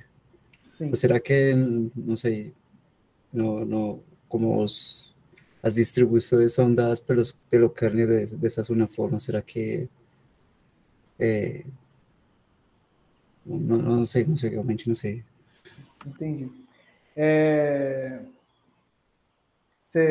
Então, sua pergunta vem no sentido assim, será que a gente consegue ter um entendimento melhor da foliação, às vezes? Uma sugestão seria fazer essa passagem, porque essa condição que você perguntou da interpretação geométrica, ela vem da involutividade. Ou seja, é uma maneira de a gente ler o teorema de Frobenius para formas. Então, talvez fazer uma releitura do teorema de Frobenius, ou da demonstração, principalmente, do teorema de Frobenius, para tentar ver o que essa demonstração nos dá em termos de geometria. Talvez aí poderia responder a pergunta. Mas, de cara, assim, eu não consigo ver o que isso implica geometricamente. Por exemplo, em algo de dimensão 2, poderíamos pensar em algo de dimensão 2 ou 3, mas não sei. Eu posso pensar e se eu conseguir chegar a alguma conclusão nas aulas. Quem foi que perguntou? Foi o Ivan? Isso, Ivan. Ok, Ivan. Eu tenho seu contato, a gente já trocou e-mails, mas de cara você não sei responder. Mas posso procurar e qualquer coisa a gente vai conversando. Ok, muito obrigado, Fernando. Nada. Então, aqui temos a foliação logarítmica, que é um exemplo de foliação, mas foliação de codimensão 1. Gostaria de passar outro tipo de foliação, que é a foliação... Isso, a foliação induzida por essa função. Vamos considerar essa função em C3. Aí, essa função, a partir dessa função, a gente consegue definir a foliação, essa forma fechada, ômega, que é o df. Eu calculo a derivada total dessa função. Então, calculando a derivada total, tenho x dx mais y dy menos e dz. Então, essa foliação, essa forma, ela induz uma foliação porque ela satisfaz a condição de Frobenius. Ela satisfaz naturalmente porque ela já é uma forma fechada.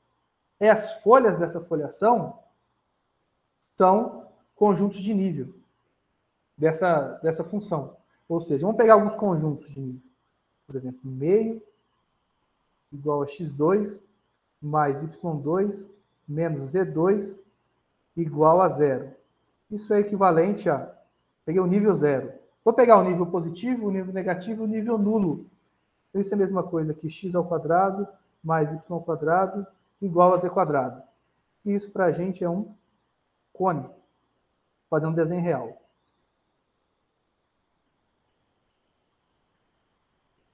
Um nível positivo, meio x ao quadrado mais y quadrado, z quadrado igual a 1.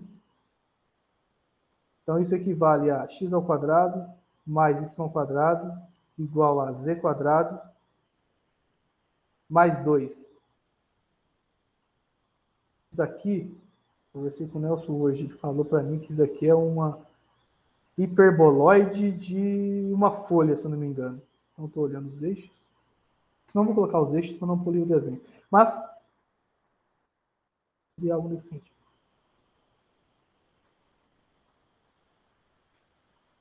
E pegar um nível negativo.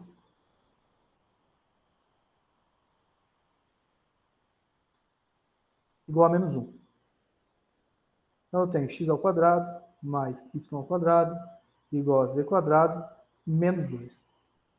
Esse daqui, segundo o Nelson, é um hiperboloide de 2 folhas. Então, seria...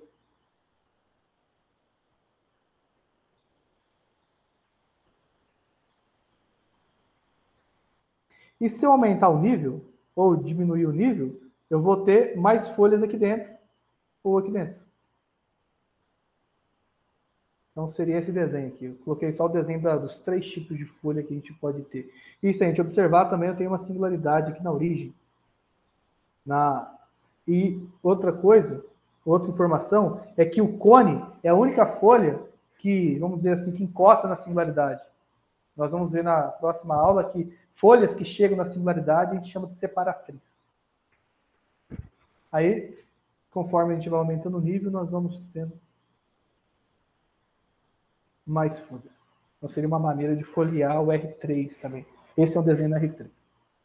Temos esse outro exemplo, que seria a tal da folheação pullback, mas eu vou deixar só nas notas. E vou terminar falando rapidinho sobre fibrados associados a uma folheação. Então, fibrado é o conceito que eu falei lá no início da aula. Uma maneira de... Vou começar falando sobre folheação de dimensão 1. Então, tome M uma variedade complexa e considere F uma folheação de dimensão 1. Então, essa folheação de dimensão 1, ela pode ser dada por abertos, por campos, que agora eu estou chamando de V-alfa, e por funções que ligam os campos. Agora, a teoria geral. Se eu pego alguns abertos, não estou relacionando nessa parte do slide anterior. Se eu pego uma coleção de abertos e pego funções definidas nas interseções, chegando no grupo linear de ordem K, e de maneira que essas funções satisfazem essas duas propriedades, onde a interseção não é vazio, a gente chama de condições de cociclo. Aí esse exemplo, barra lema, fala que quando você tem essas funções satisfazendo o cociclo, necessariamente elas definem fibrados. E o fibrado, de posto K. Então, verifique que se a coleção, o alfa, de φ alfa beta estou considerando o slide anterior, chegando no grupo linear, no grupo das matrizes, diferente de zero para entradas em K. Satisfaz as condições de cociclo, então ela induz fibrado e vai induzir um fibrado de posto K. Aqui tem uma ideia da demonstração, depois eu vou tentar disponibilizar os slides para vocês. Mas esse é um. Agora, voltando para os dados da folheação. A folheação de dimensão 1, ela é dada por abertos, por campos e funções de compatibilidade. É que são funções de compatibilidade. Então, essas funções de compatibilidade, podemos entender que ela chega em GL1. Então, pelo lema, esse lema, ela vai induzir fibrado de posto 1. E aqui a gente verifica que essas funções de compatibilidade, através dos campos da relação em cada aberto, essas funções satisfazem as condições de cociclo. Aqui. Então, ela induz, então, esses F alfa beta induz os cociclos, e esse cociclo, as funções de compatibilidade satisfazem o cociclo que induz um fibrado, nós vamos chamar de fibrado de retas. Fibrado tangente à folheação. Agora, quando a gente pega uma folheação de codimensão 1, funciona da mesma forma. Ela é dada por formas, e as formas também tem essa relação de compatibilidade, de alfa beta. Então vai acontecer a mesma coisa, vai induzir um fibrado de retas, só que não vai ser o tangente agora. Então vai induzir o fibrado normal à foliação. Então, as funções de transição ou as funções de compatibilidade da foliação do campo induz o fibrado tangente. E as funções de compatibilidade da forma, que induz foliação de codimensão 1, induz o fibrado cotangente. Acho que eu passei um pouquinho do tempo, desculpa aí, Thaís, desculpa, pessoal. Então, por hoje, acho que é isso. Imagina, Fernando, que é isso, tá ótimo, fica tranquilo. Bom, muito obrigada, Fernando, pela excelente aula, muito boa mesmo a aula, muito obrigada. E eu, então, gostaria de saber, né, se alguém tem alguma dúvida, algum comentário.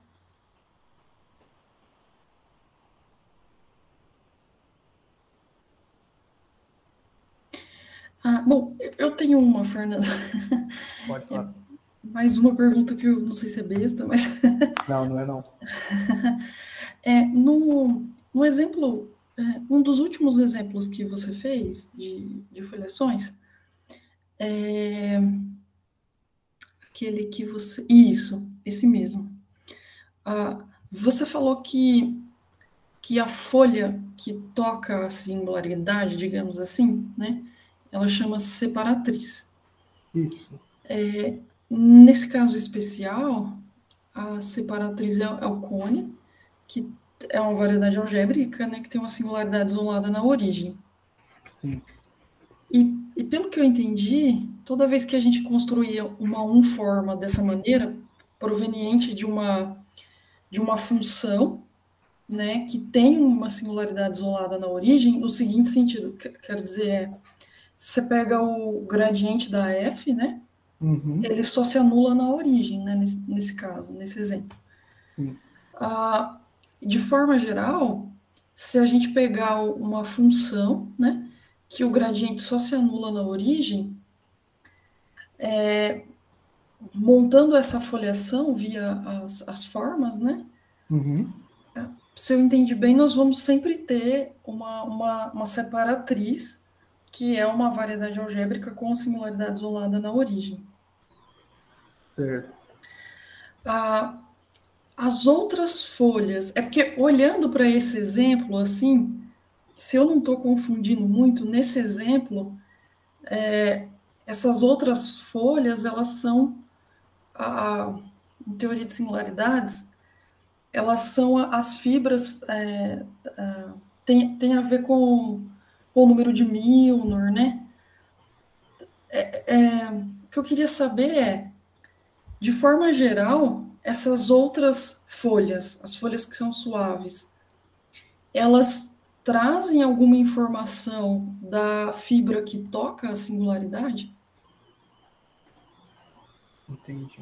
Por exemplo, se eu estudar esse hiperboloide,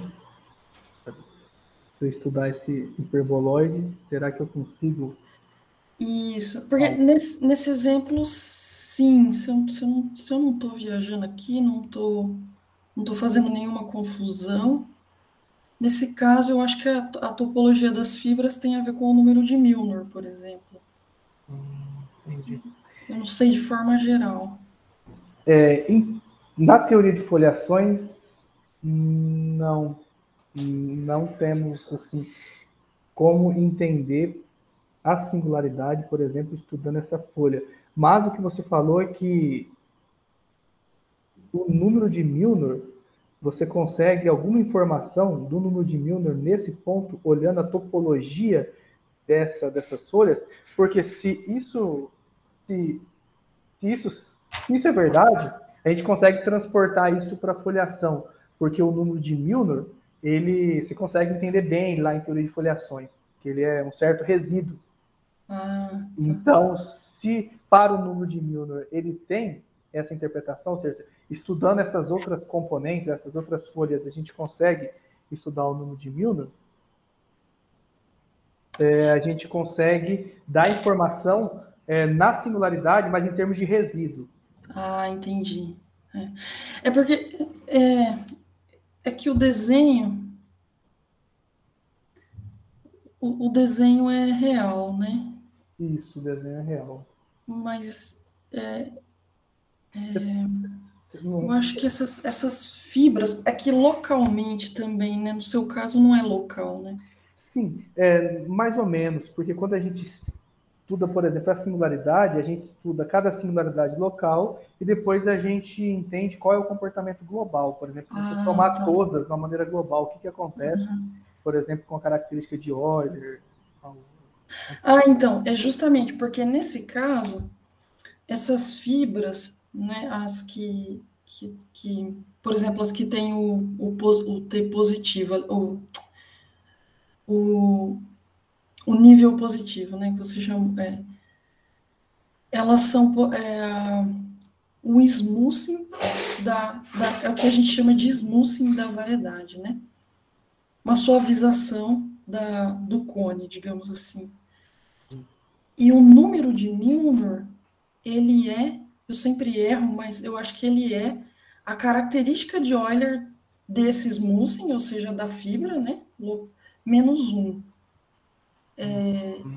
Então tem a ver, né? Assim, com a característica de Euler, esse tipo de coisa. Sim, então tem essa interpretação, a gente pode usar essa relação que o número de Milnor da singularidade, foi isso que você falou, o número de Milnor da singularidade depende, vamos dizer assim, dessa suavização aqui dessas folhas, né? Isso.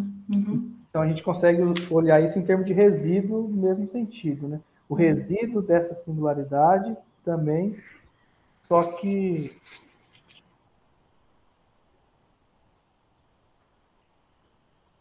interessante. É que a gente não olha dessa forma. Em teoria de avaliações, a gente não olha as folhas. A gente olha, por exemplo, o resíduo ou os números que aparecem como pega uma vizinhança e tenta, talvez, integrar sobre essa vizinhança para olhar um elemento na homologia. Mas eu acho que é interessante isso, porque pode ser que a gente consiga transportar, como o número de Milnor tem a ver com resíduo, e o resíduo, por enquanto, a gente não olha através dessa suavização, pode ser que a gente consiga usando essa interpretação que vocês têm em teoria de singularidades. Entendi. Legal. Boa pergunta. Então, a princípio, assim, a gente não tem essa relação dessas folhas que são suaves com a parte singular. Certo. Muito obrigada, Fernando. Mais alguma pergunta, algum comentário?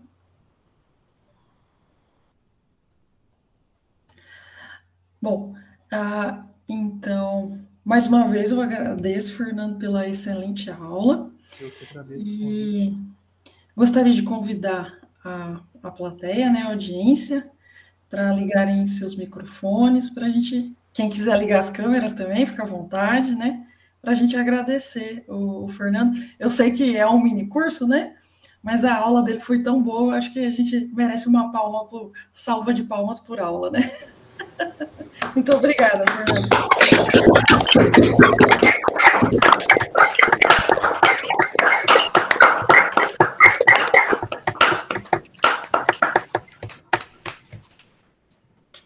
Realmente muito bom. Então, vou parar a gravação, tá?